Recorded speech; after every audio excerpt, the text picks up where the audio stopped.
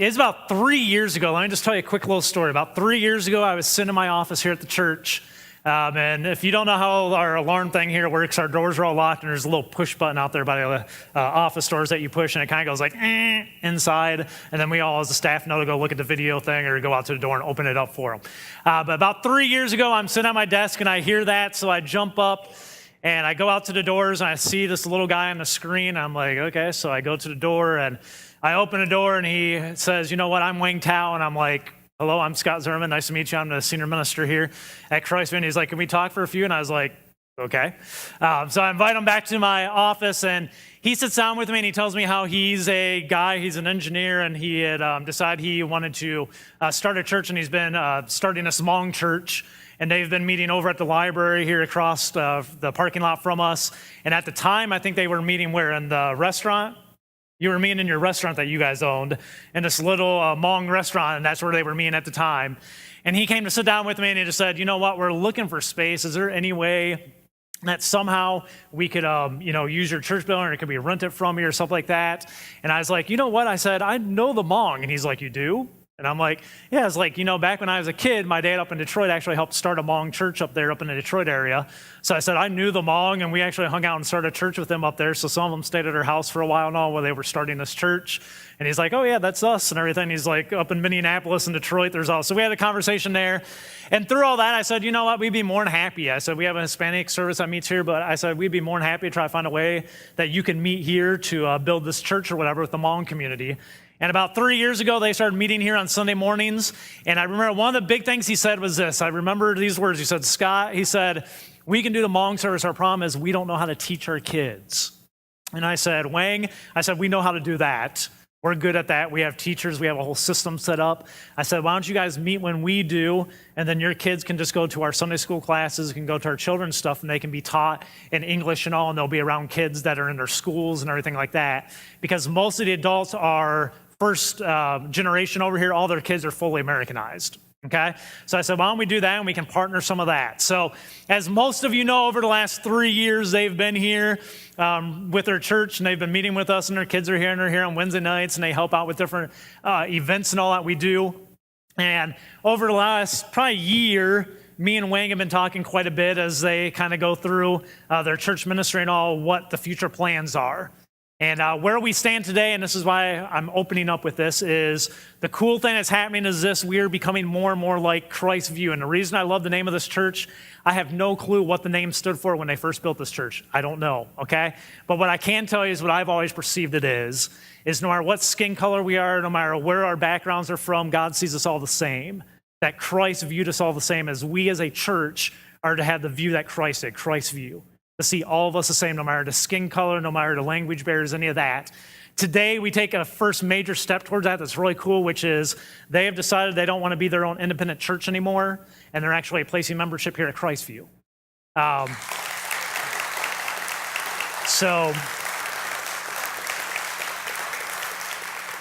So what that means is this. You're going, what does that really mean? Does that mean they're still going to have a service? And I go, absolutely yes. Pastor Wang will still be down there, and he will still have a service with them because several of the adults don't speak English, okay? So they know how to hug. So me and May, I know May, she knows I'm Scott, and I hug her, and we know we love each other because we're brothers and sisters in Christ, but outside that, we know nothing about what each other is saying, okay?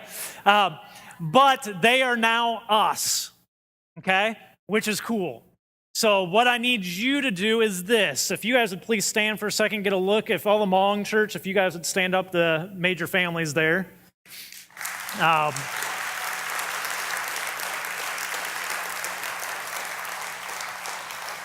These guys right here, you need to take the time to build the bonds of fellowship with them over the next weeks, months, and years, because they are us and we are them.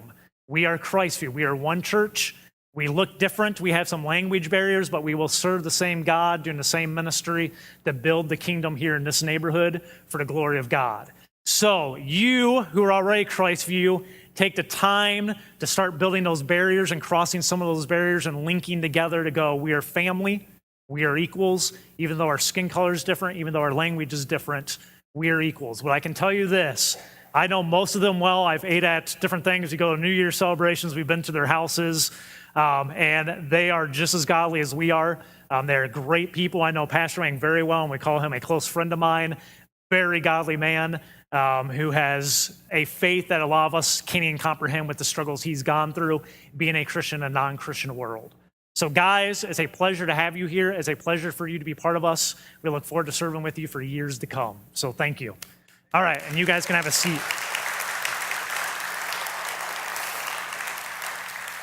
This morning, where we shift from is this in our series. We're in our focus series. Last week, you were to be focusing on spiritual growth, okay?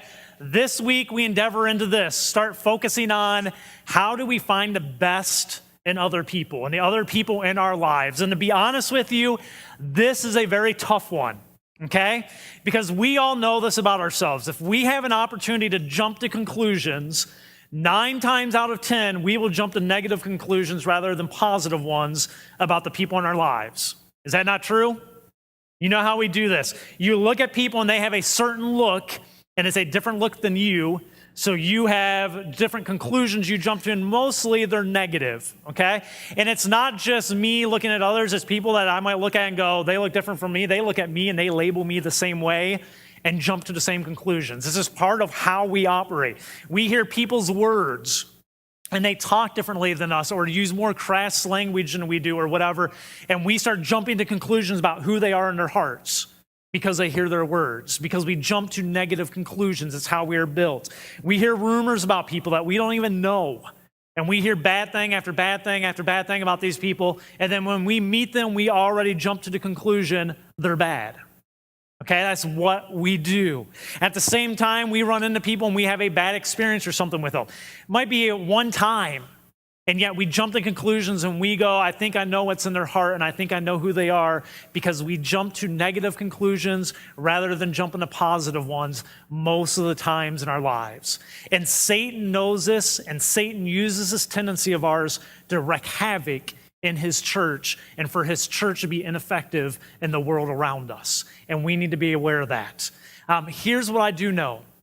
Jesus wants you to be different. Jesus desires for us as Christians to be different from the society that we are surrounded by on a daily basis. We are to operate completely different from everyone else. Here's what he says in Matthew chapter 5. Jesus says this. He says, "You have heard the law say, love your neighbor and hate your enemy." Let me stop you for a second. What he's saying is this. You guys know how the world works. This is what the world tells you. Love your neighbor, hate your enemy. Love the people who are like you, that respond well to you, that praise you, that make you feel good. Love those people, and the people that don't, hate them. And we know that's the world's system. That's how the world works. That's the law in the world, which is you hate the people that hate you and you love the people that treat you well. Okay? And he says, you've heard that, but I say this, love your enemies.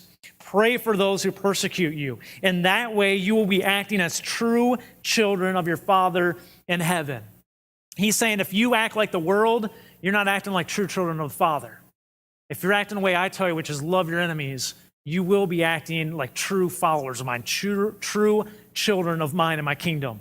He goes on, he says, for he, and he refers to God, for he gives his sunlight to both the evil and the good, and he sends rain on the just and the unjust alike. And if you love only those who love you, what reward is there for that? Even corrupt tax collectors do that much. And if you are kind only to your friends, how are you different from anyone else? Even pagans do that. So he says, basically, if you just treat people who treat you good, everybody does that. Even the world does that. Even the most corrupt people and evil people in the world do that. What gain is there in that for you or for my kingdom? None. So he says, you are to be different. You are to look for the best in others, which makes you stick out from the world. The question becomes this morning is this: how do we do that? How do you train yourself to look for the best in others? The beautiful thing about Jesus is this: everything he spoke, he did. Every teaching he gave about, he lived out in his life. So when he gives a teaching like this, you can look at his life and go, here's how he did it, because you can see examples of it in his own personal life.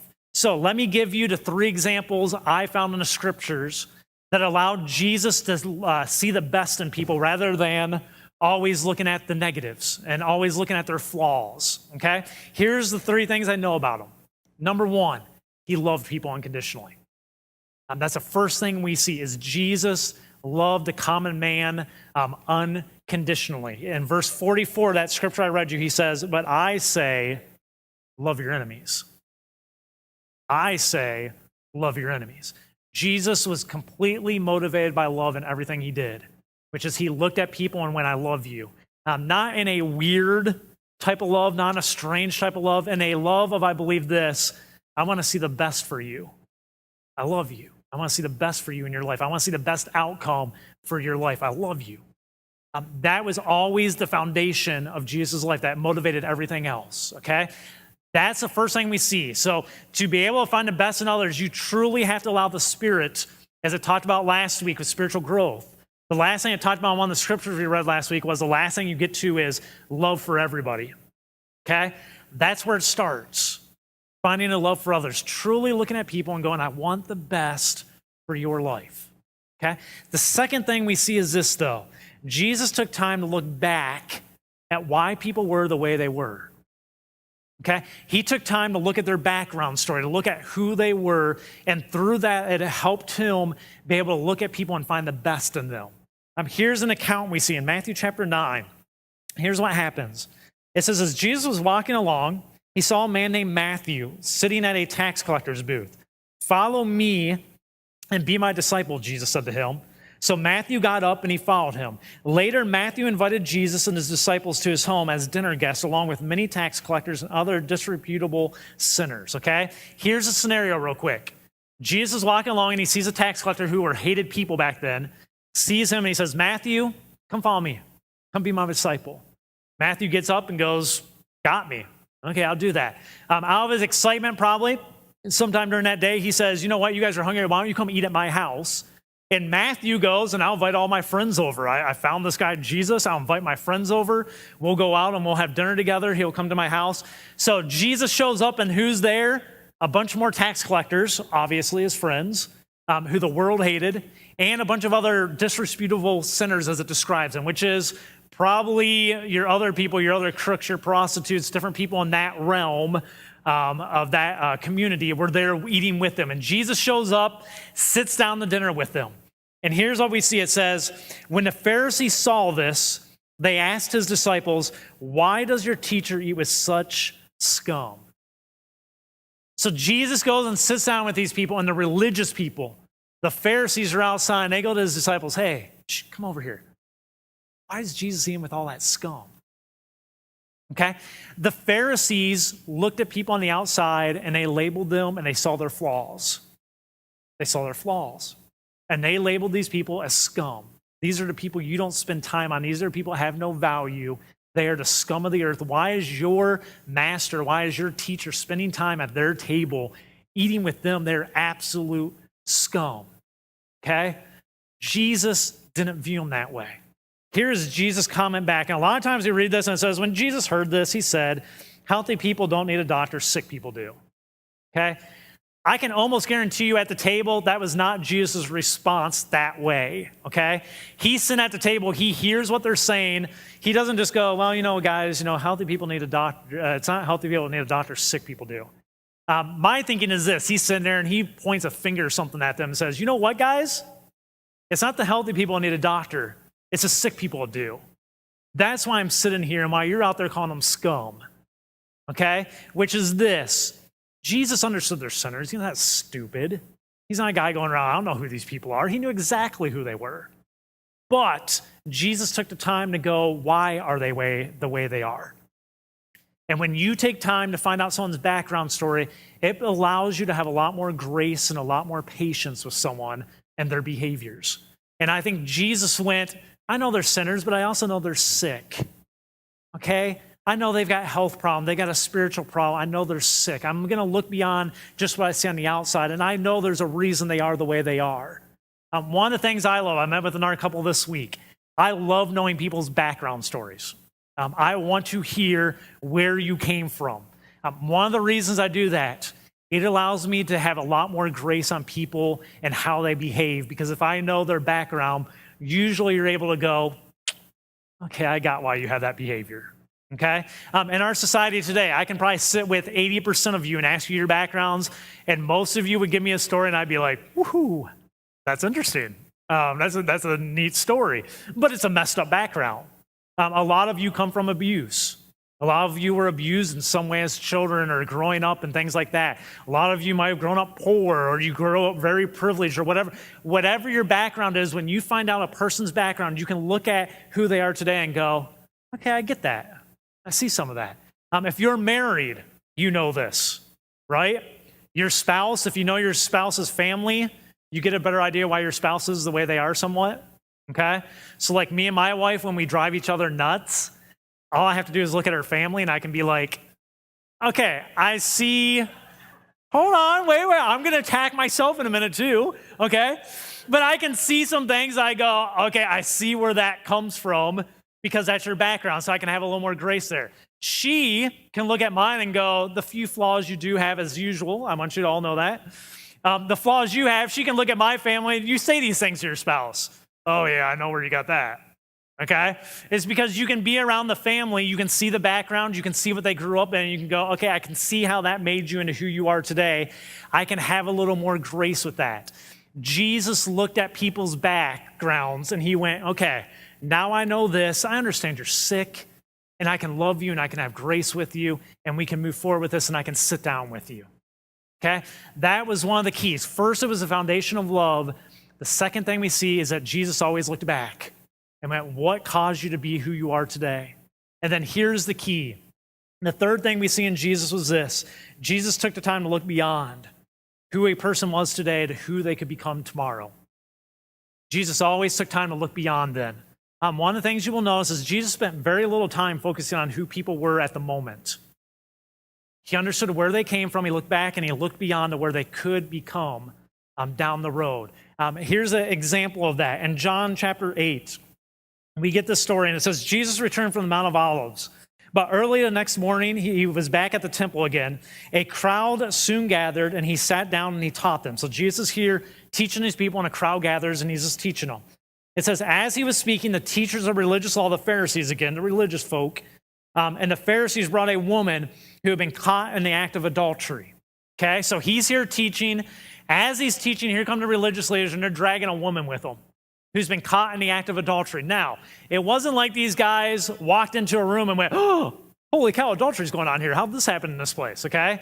This was guys looking to get Jesus, knew where to go find a sinner, go find a woman having an affair, so we can barge in and we can be the ones there to witness it and pull her out and take her before Jesus, because we're going to undercut this guy's ministry right now. So he's teaching, all of a sudden you can hear this woman scream or whatever, and they're dragging her in front of this crowd while Jesus is teaching. It says, they put her in front of the crowd. Teacher, they said to Jesus, this woman was caught in the act of adultery. The law of Moses says to stone her. What do you say? They were trying to trap him into saying something that they could use against him, but Jesus stooped down and he wrote in the dust with his finger. So they bring her, and you can see him throw her down and stick her in front of Jesus and go, hey, Jesus, the law of Moses says she was caught in adultery. We stone her to death. What do you say? What are you going to tell us? Okay? Now, their thinking is this. If Jesus says don't do it, he's telling them to break the law, which technically would call Jesus to sin, which we did in his ministry. Okay? Or they're hoping that he says stone her, and then everybody's aghast and goes, I can't believe this ruthless guy just had her stoned in front of us. Okay? So they're setting a scenario, and they're going, there's a no-win here for this guy. Okay? Here's what happens, though, is it says so Jesus bends down at that point, and you can just see him, he bends down. It says, in the dust, he's just, whatever, scribbling. We don't know what he's doing, just he's taking his finger, and he's in the dust. And it says, he gets back up, and it says, they kept demanding an answer, so he stood up again and said, okay? So he's scribbling in the ground, and they keep going, Jesus, get off the ground, dude. Get up and give us an answer. What's your answer? What are you going to do? And it says, he stood up and he said, all right, but let the one who has never sinned throw the first stone. So he gets up, and what the Jewish law was this, The people that actually saw her with her eyes committing adultery, they were the first ones that had to throw the stones. Okay, if you were not an actual witness, you could not be the ones throwing the stone to kill her. You had to wait for the actual witnesses to grab their stones and start stoning a person. Then everybody else could join in and join in with the stoning. So he's saying, the one of you that is without sin, you be the first one to throw the stone. Then he stooped down again and he wrote in the dust. And it says this: when the accusers heard this, they slipped away one by one, beginning with the oldest, until only Jesus was left in the middle of the crowd with the woman. So let's say 15 accusers come. They have this whole interaction. After I do this, and they yell at him, Jesus gives us an answer, and he says, okay, the one of you that doesn't have sin on your record, you throw the first stone. And then it says he just bends back down. And a lot of people speculate this. Maybe he starts writing out sins in the ground that they can see. And he starts being very specific in his writings on the ground with the guys standing around. It says from the oldest to the youngest, they leave from the oldest to the youngest, and they all walk away. And at the end of this story, the last person you have left is you have the crowd that was there, Jesus and this woman. And it says Jesus stood up again, and he said to the woman, where's your accusers? Didn't even one of them condemn you? So didn't even one of them throw a stone at you? No, Lord, she said. And Jesus said this, neither do I. And he said, go and sin no more. Okay? Jesus looked beyond here, which was this. Again, she's an adulteress. Yeah, she was. Where are your condemners? Where do the people start throwing the stones? They're not here? Well, none of us can throw stones at you then. We can't do it. So we can't be the ones to start. They all walked away, which means you're free. No one here to condemn you. And she says, yeah, there isn't. And he says, I'm not either. And then he leaves it, go and sin no more. What it was is this. Jesus goes, I know you're a sinner right now, lady. What did I say? Go sin more? If you take away from today, you need to go sin more in order to see the best in people. That's a wrong message to take, okay? So what he says to the woman is this. He says, you know what? Yes, you're a sinner, woman, but go beyond there and go someplace new. Go sin no more. I'm not going to hold you accountable for it anymore. Go sin no more. And you have Jesus that looked beyond her and went, I can see what you can become, which is you can go sin no more. You can go change your life and become something you're not today. That's what Jesus did. That's how Jesus looked at the believer, at the sinner. That's how Jesus looked at people back in his day that were horrible people when you looked at their sin life. And Jesus went, I love you. I will look back to see why you are the way you are, and I will look beyond to what you can become in the future. But I'm not going to spend too much time worrying about who you are today. Okay? That's how he did it. Church, if we're going to have the impact on the lives of the people that are around us on a daily basis, we have to start by finding what's best in them. We cannot continue to look at all their flaws and spend our time looking at their flaws and what's wrong with them. We have to look at what's best about them and the potential they have in the kingdom of God and find out how we can help them facilitate that and become that person. We have to take time, and we have to look back, and we have to look beyond. And that is your focus this week. Your focus is to start looking back and beyond in the people in your life. So this week, I want to do a head nod thing because I think this will help you remind it, put an action with it, same way the red cards did, which is this. When you look at people this week, you need to mentally think, I need to look back and I need to look beyond. Little thing for you, I need to look back and I need to look beyond. I need to try to figure out why they are the way they are, and I need to look at what God can see them in the future. And I need to look back and I need to look beyond, and I need to start finding the best in these people. And here's the beauty of it. We're doing it to others and realize it's what God did to every single one of us sitting here. Jesus looked back and he knows we're sinners. He's not surprised by any of your lives. We might not know it about each other, but he knows exactly what's going on in your life and what you've done in your past. He can look at your past and know why you are that way, but yet he looks beyond and he goes, but I can do something great with you. Paul says it like this in Ephesians 2. He says, for we are God's masterpiece. Okay? The only way that God can call us his masterpiece is he has to look at beyond who we are today. Okay? That we can become this great thing through the kingdom of God, through the Spirit working in our lives. Jesus did it for us. We need to do it for our fellow man that's around us, for the glory of God. So look back and look beyond. And you will start finding the best in people rather than harping on their failures and their flaws. Let's pray.